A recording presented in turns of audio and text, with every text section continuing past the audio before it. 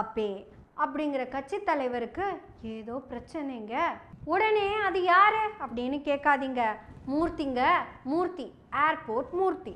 அவரை டிஜிபி அலுவலகத்துக்கு போறப்ப தாக்கிட்டாங்களாமா. உடனே அவரு தன்னை தற்காத்து கொள்ள, அதாவது அவரை தாக்குனாங்கல்லங்க, அவங்க கையால அடிக்கிறாங்க.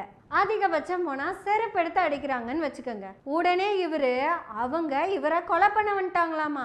சோ இவரு தன்னை தற்காத்து கொள்ள வேண்டி எல்லா கட்சி தலைவர்களும் பாக்கெட்ல பேனா வச்சிருப்பாங்கல்ல, ஏதோ பேனா எடுத்துட்டு என்ன பண்ணுவாங்க, எழுதி காட்டுவாங்க. ஏன்னா அவங்க போற இடத்துல சில இடங்கள்ல சைன் போட வேண்டியது வரும், சில ஃபைல்ஸ் பார்க்க வேண்டியது வரும், ஆட்டோகிராஃப் கூட போட வேண்டியது வரும். ஏன்னா தலைவர்களை பொறுத்த வரைக்கும் அவங்க மக்களுக்கு வேண்டிய உழைக்கிறவங்க, மக்களுக்காகவே அவ்வளோ விஷயங்களை பேசுறவங்க. உடனே தன்னை தற்காத்துக்கிறதுக்காக அவர் கையில இருந்து இந்த பேனாவை எடுத்து இங்க் அடிச்சாரு.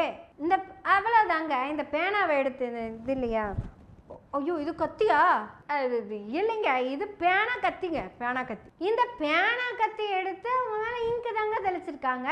பாவா அவரு ரீஃபில் ரெட்டில் போட்டு வச்சிருக்கிறாரு, அப்போ அது ரெட் கலர்ல தானே தெரியும். இப்படி ஒரு பேனா கத்தி வச்சிருந்த தலைவர். எப்பேற்பட்ட தலைவர் தெரியுமா, பூத்தா பாப்பே என்கிற இயக்கத்தின் தலைவர். இந்த தலைவருக்கு பாதுகாப்பு இல்லைன்னு, அதாவது பேனா கத்தி வச்சிருக்கிற தலைவருக்கு பாதுகாப்பு இல்லைன்னு, பேனா வச்சிருக்க வேண்டிய இடத்துல பேனா கத்தி வச்சிருக்கிற தலைவருக்கு தான் பாதுகாப்பு கொடுக்கணுமாமா. இந்த தலைவருக்கே பாதுகாப்பு இல்லையே அப்படின்னு பீல் பண்ணி சில்ற பையன் பேசினா பாருங்க. அவரு காவல்துறை தலைமை காவல்துறை அதிகாரியுடைய இதுக்கு தான் போறாரு. ஆமா, இந்த ம.க. ஸ்டாலின் அவருடைய பிரச்சனைக்கு அருள் சட்டமன்ற உறுப்பினர் புகார் அளிக்க வந்தது, போய் பாப்பா என்னன்னு போன இடத்துல காவலர்களுக்கு முன்னாடியே தாக்குறாங்க. ஏற்கனவே தம்பி ஆம்ஸ்டாங்குடைய கொலை உங்களுக்கு தெரியும். இப்ப இவர் கொஞ்சம் தவறுனா என்னை கொண்டிருப்பாங்கிறாரு. இப்ப அண்ணனை தாக்குறாங்க ஏர்போர்ட் முத்தி. இப்ப தலைவர்களுக்கு இவ்வளவு அச்சுறுத்தல் இருக்கு. காவல்துறை தலைமை காவல்துறை அதிகாரியினுடைய தலைவருடைய அலுவலகத்துக்கு முன்பேனா இப்ப சாதாரண குடிகள் எப்படி வாழ்றாங்க? இதுல எங்க சட்டம் இருக்கு, எங்க ஒழுங்கு இருக்கு? இவர் தன்னை தற்காத்து கொள்ள மற்றவங்களை கத்தியால குத்தினார். ஆனா வந்தவங்க எல்லாம் அவரை அடிச்சு போட்டாங்க. இவர் அந்த கத்தி எடுத்து, அதாவது பேனா கத்தி எடுத்து சும்மா லைட்டா ஆட்டோகிராஃப் போட்டு கொடுத்தாரு. ஏனடே கூவுறதான் கூவுறீங்க, சரியா கூவ வேண்டிதானே? உங்களை ஏன் தற்கொலை தம்பிங்கன்னு சொல்றேன்னு புரியுதா? அவரோட சொந்த யூஸுக்கு ஒன்றும் இல்லைங்க, போற வழியில ஆப்பிள் இதெல்லாம் கட் பண்ணி சாப்பிட்றதுக்கு வச்சிருப்பாரு. ஏன்னா எனக்கு டயபெட்டிஸ் இருக்கு, என்னால் ஜூஸ் சாப்பிட முடியாது, அதனால நான் ஃப்ரூட்ஸ் தான் சாப்பிடணும். ஏன்னா இந்த தமிழக மக்களின் நலனுக்காக மட்டும் சிந்திக்கிற மாபெரும் தலைவராச்சே. ஆனா எனக்கு தெரிஞ்சு ஆப்பிளை கட் பண்ணி திங்கிறதுக்காக எந்த தலைவரும் பேனா கத்திய பாக்கெட்ல வச்சுட்டு சுத்திட்டு இருக்கிறதா நான் கேள்விப்பட்டதில்லை. ஆட இந்த திண்ணி பண்டாரோ சோத்துக்குன்னு பிறந்தவன், ஆட போர்க்காலத்துல கூட போய் போட்டி போட்டு சோடி போட்டு சாப்பிட்டு வந்தான்ல இந்த சில்ற பையன். ஆட பண்ணியவே அளந்து பண்ணி மாதிரி தின்னான்ல அந்த பண்ணி பையன், அவன் கூட பேனா கத்திய வச்சு பார்த்தது இல்லைங்க. ஆட ஒரு 10 நாளுக்கு முன்னாடி கூட சுத்தி இவங்க ஆளுங்களை நிக்க வச்சுட்டு ஒரு அப்பாவி பையனை அடிச்சான்ல, அவன் என்ன பேனா கத்தி எடுத்துட்டு போய் அடிச்சான்? அவனுக்கு கத்தியே சுத்தி ஆள் இருக்கிறதுனால அந்த தைரியத்துல போய் அடிச்சு போட்டான். அவனுக்கு எதுக்கு தனியா கத்தி? அவன் பேசுறதே கத்தி தானே. அப்படி கத்தி பேசுற இந்த சில்ற பையன் கையில பேனா கத்தியோட சுத்துற இந்த தலைவருக்காக சப்போர்ட் பண்ணி பேசுறான். ஆனா நேத்து நைட்டு தலைவர் ஹாஸ்பிட்டல்ல அட்மிட் ஆயிட்டார். நல்லா சிச்சுக்குனே தாங்க போனாரு.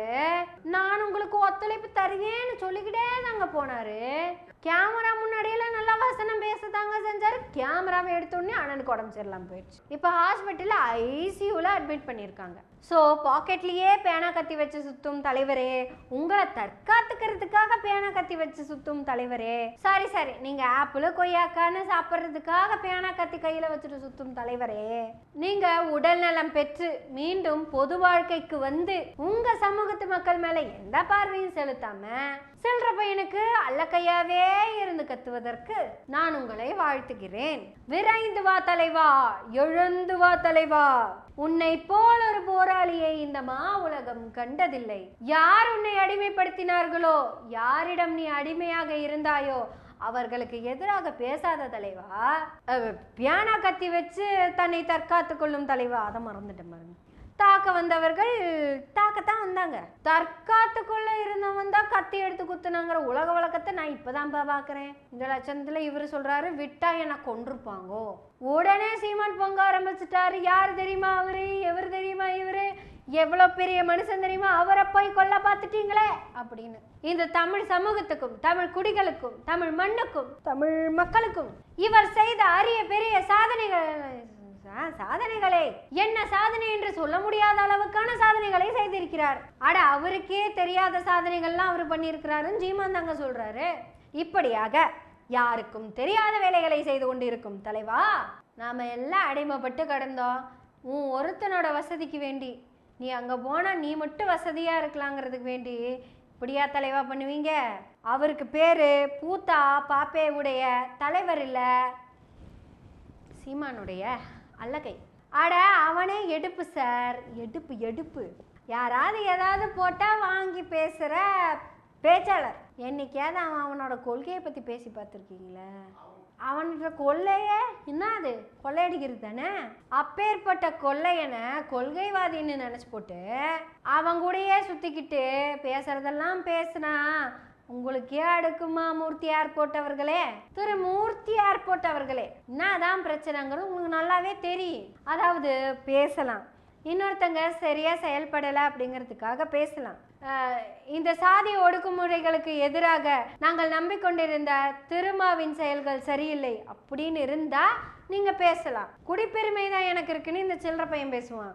6 மணிக்கு மேல எனக்கு இருக்கிற குட்டியே வேற, எனக்கு குடியே இல்லைம்பா, எனக்கு இனமும் மொழியும் தான் முக்கியம்னு பேசுவான். என்னைக்காச்சும் ஒரு நாள் வாழ்க்கையில அவன் சொன்னதை அவனே ஃபாலோ பண்ணியிருப்பானா? இப்படி அவன் சொன்னதை அவனே ஃபாலோ பண்ண முடியாத அவன் கூட போய் நின்றுட்டு திரு மூர்த்தி ஏர்போர்ட் அவர்கள் எதுக்காக பேனா கத்தி வச்சுட்டு வந்தீங்க அப்படின்னு கேட்க போன எங்களை நாங்கள்லாம் அவருக்கு சப்போர்ட் பண்ணலையாமே. இந்த சில்லற பையனோட தம்பிகள் எல்லாரும் தான் திருமூர்த்தி ஏர்போர்ட் அவர்களுக்கு சப்போர்ட் பண்றாங்களாம். திருமூர்த்தி ஏர்போர்ட் அவர்களே, நீங்க செஞ்சது சரியான உங்களை ஒரு கேள்வி கேட்டா நீங்க என்ன பண்ணுவீங்க? கேள்வி இதுதான், புரிஞ்சுக்கங்க. அதாவது நீங்க சொல்ற மாதிரியே உங்க உயிரை எடுக்கணும்னு வரவங்கிட்ட ஆயுதம் இல்ல, தற்காத்துக்கிறவங்கிட்ட ஆயுதம் இருந்தா இதை என்ன சொல்றதுன்னு நீங்களே சொல்லுங்க. நீங்க ஆயுதத்தோட போனதே தப்புன்னு உங்களுக்கு எப்படி சொல்லி யாரு சொல்லி புரிய வைக்கிறதுன்னு தெரியல. அதை பத்தி எல்லாம் இந்த தற்குறி தம்பிகளோட அண்ணனோ பேசியிருப்பானா? திருமூர்த்தி ஏர்போர்ட்டை பத்தி சீமான் இன்னைக்கு சொம்படிச்சு பேசுறதுக்கு காரணமும் நாளைக்கு அவனவே பிடிச்சி போட்டாலும் நீங்களாம் வந்து அவனுக்காக பேசணும்ல. ஏன்னா உங்க மேல இருக்கிற வழக்குகளை விட அவன் மேல இருக்கிற வழக்குகள் அவனுக்கு நல்லா தெரியும். கொஞ்ச நஞ்ச பேசா சார் பேசிக்கிட்டு இருக்கிறான் திருமூர்த்தி அவர்களே.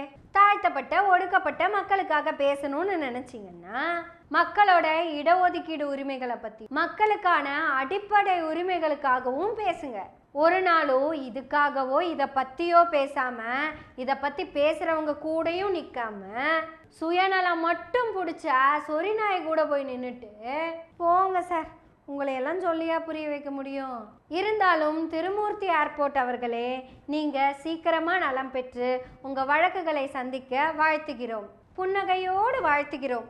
புன்னகை சேனலை சப்ஸ்கிரைப் பண்ணி பெல் பட்டனை அழுத்தி ஆதரவுகளை கொடுக்க மறந்துடாதீங்க. கமெண்ட் பண்ணுங்க. முக்கியமா கையெழுத்து பேனால தான் போடணும், பேனா கத்தியில போடக்கூடாது. நன்றி, வணக்கம்.